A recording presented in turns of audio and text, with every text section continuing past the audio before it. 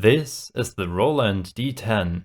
And the charm is that it sounds so gritty and cheap. Believe me, it sounds like 50 times worse than the D-50. This is Junkie XL talking about his Roland D-110, which is basically a D10 without a keyboard. As the D10 is my one and only keyboard, and I love it, his opinion felt as an insult to me. But to be honest, he's not wrong. The acoustic piano sounds of the D10 are pretty bad. Let's listen to them.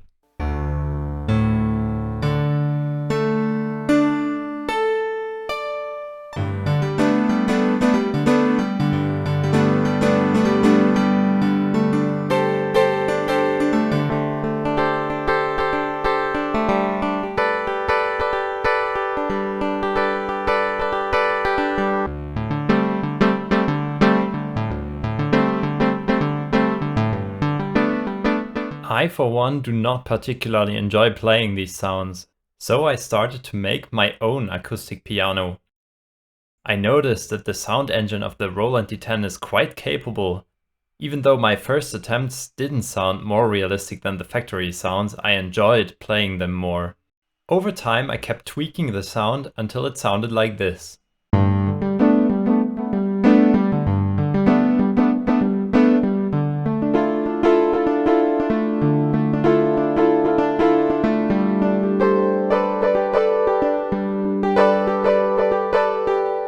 Anyway, so how does the Roland D-10 produce the sound you just heard?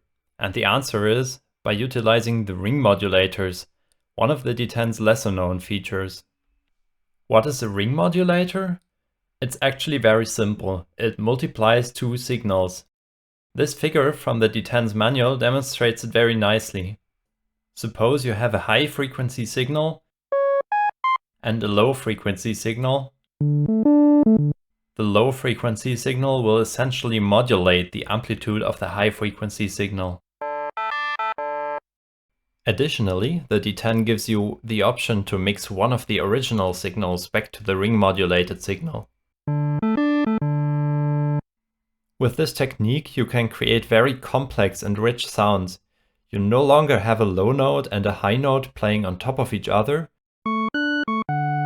but they are mangled together to create a new, unique sound.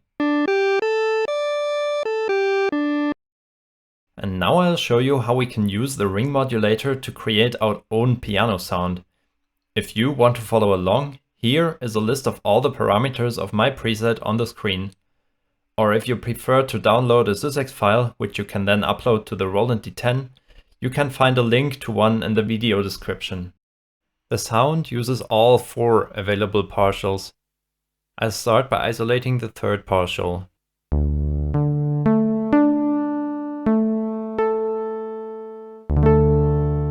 It is a simple sawtooth plug with a filter envelope which closes quickly and then bounces back up a little bit. This gives the sound both a nice percussive element and also a good sustain in the long tail. Next, the fourth partial, which also resembles a basic sawtooth plug. What's important is that it is pitched 3 octaves and a third above the fundamental. Simply layered on top of each other, they sound like this. And with the ring modulator plus original structure, this sounds quite nice already, but it's still a bit too wimpy. It's lacking a bit of the oomph and bite that an actual acoustic piano has. To remedy this, we use the other two partials. Partial 1 is a pulse wave with a noticeable attack on the filter. This is, in a way, doing the opposite of what partial 3 is doing.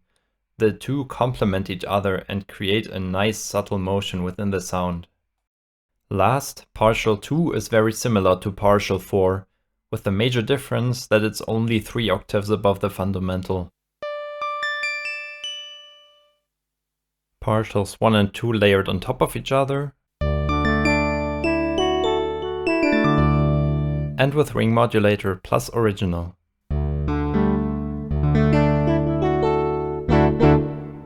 While this doesn't sound very good alone, listen to what happens when we reactivate partials 3 and 4.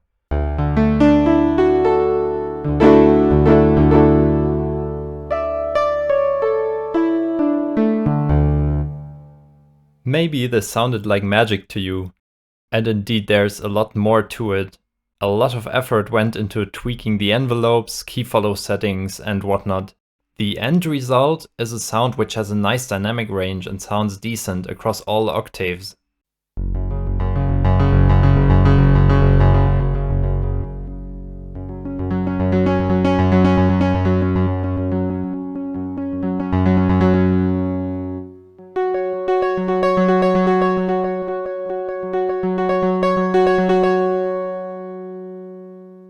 By no means is the sound perfect.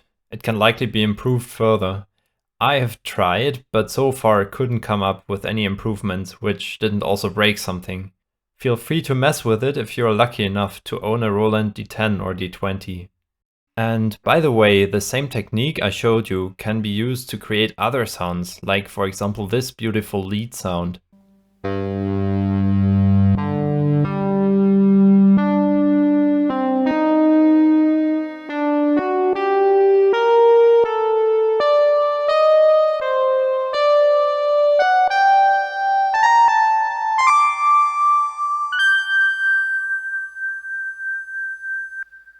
And with that, I thank you so much for watching.